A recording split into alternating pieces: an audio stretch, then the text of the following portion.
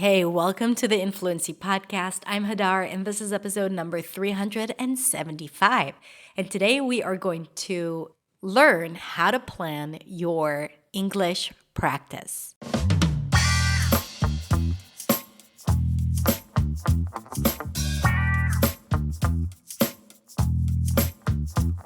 Hey everyone, thank you so much for being here for another episode. If you have been listening to this podcast for a while, you already know that I love effective practice, and in particular, I love planning a good effective practice.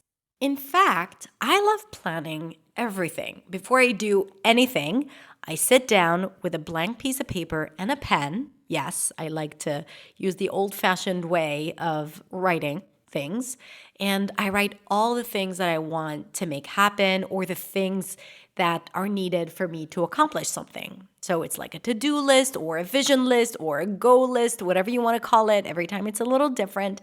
But I think that planning is a big part of making things happen in life. So if you want to improve your English and you want to reach a certain goal, you have to practice and you have to plan your practice so that you will actually see results. And that's what we're going to talk about today, okay? So let's go ahead and do that. But I also want to tell you before that I am currently learning a new language. I'll tell you more about that soon.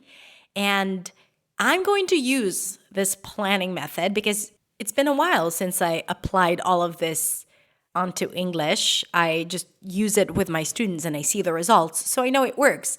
But I haven't used it myself because I don't need to learn English right now. But I do need to learn other languages, and I'm going to absolutely use this method, and I'm going to update you on how that's going for me so I can speak from real experience.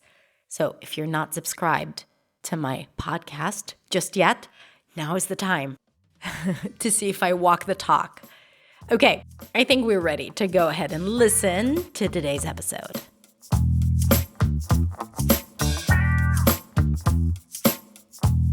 How to plan your daily English practice. As you know, practicing consistently is really important to improve your fluency and confidence in English. But sometimes we don't know what we need to practice, and we don't know when we should practice and how much time we need to spend. So, of course, that changes based on who you are, how much time you have, and what your goals are. But today, I wanted to share with you the essential components that need to be in almost every English practice, especially if your goal is to practice daily and consistently. So, first thing I want to talk about is planning. There are two elements to this. One, plan when you're going to practice. If it's going to be first thing in the morning, after lunch, or before you go to bed, it doesn't matter. It needs to be planned and in your calendar. The reason why we want to do it is because things always get in the way. Even if you say to yourself, okay, I'm going to practice my English tomorrow, then you wake up and then you get phone calls and emails and everyone wants something from you, and then you get to the end of the day and you're like, wait, I didn't practice my English. Now, of course, that can happen with any new habit that you're trying to develop, but today we're going to talk about English. So that is usually the case.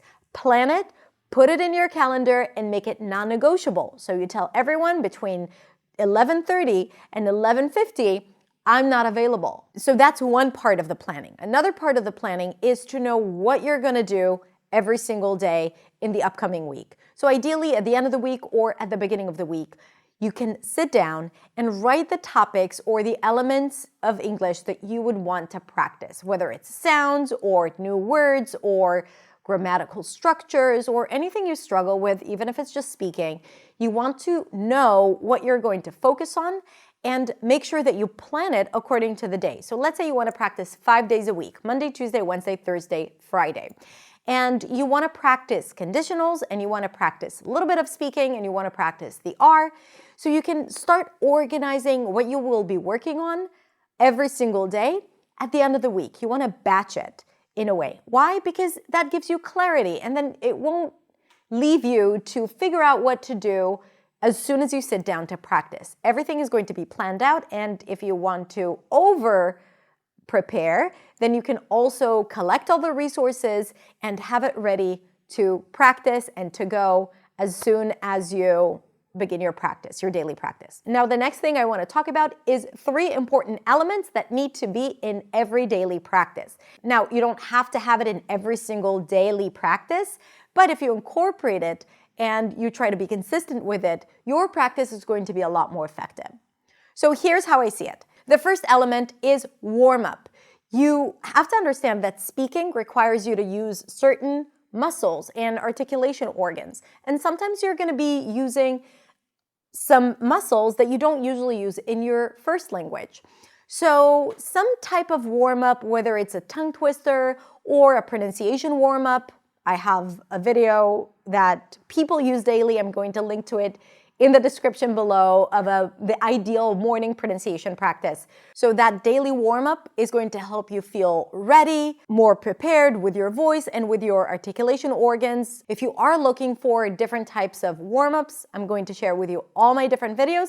And I also have a free product called the Sprint Rookie with 3 sprints. Sprints are 10-minute daily exercises designed to boost your pronunciation, grammar, and vocabulary. It's something that I developed. It's super effective. It's a lot of fun, and it functions as an excellent warm-up. It's absolutely free, so I'm going to link to it below so you can use it daily as your warm-up, okay? After the warm-up, then comes the actual learning and practice. Now, if you are planning on learning something or practicing something, there should be the learning part, the passive learning, where you watch a video, listen to something, read a blog about English, where you try to understand an element in English that you are uncertain about or that confuses you. Okay, so whether it's a certain tense, the future perfect tense, how do I use it? In the learning part of your daily practice, you will go and collect the information and actively learn something new or revise something that is unclear. After that goes the practice part. And here it has to be about speaking. Okay, so here you want to put into practice what you learn. So for example, if you learn about the future perfect tense, then you want to practice speaking intentionally using the future perfect tense, or maybe just reading out loud sentences with the future perfect tense. Let's say if your learning part was about learning a new sound, like the R sound or the L sound, then the active part in your daily practice should be about practicing it, repeating it. So learning and practicing. It should never be just learning. Now, while it could be just speaking or practicing, it's really important that you know what you're focusing on, okay? Even if you haven't watched a video or learned something, you need to be very intentional about what you're trying to improve, whether it's a sound or your grammar or using new words or just speaking about things that you're not used to speaking about. So the part where you actively speak and put into practice what you learn should be the longest part of your daily practice, and it has to be there. So if anything, you can skip the warm-up, you can skip even the learning part, but speaking actively, practicing speaking, using intentionally new structures and sounds is really what's going to move the needle in your English, in your fluency, and in your confidence. So to wrap it up, when you plan your daily practice, first of all, you have to plan when it is going to be during the day. You have to plan the content that you're going to be learning and practicing ahead of time. And when you sit down to practice and plan your actual daily practice, you want to include the 3 elements: the warm-up, the learning part, that should be the smaller part, and the practice part, where you practice what you learn and you use English and you actually speak it. If you need more help about practicing effectively or structuring your practice or knowing what to focus on, I have a bunch of videos that are going to be super helpful. I'm going to link them in the description below. All right, I hope you make a commitment to practice consistently, because that is what's going to make a difference. And I want that for you, and I know you do too. Have a beautiful day.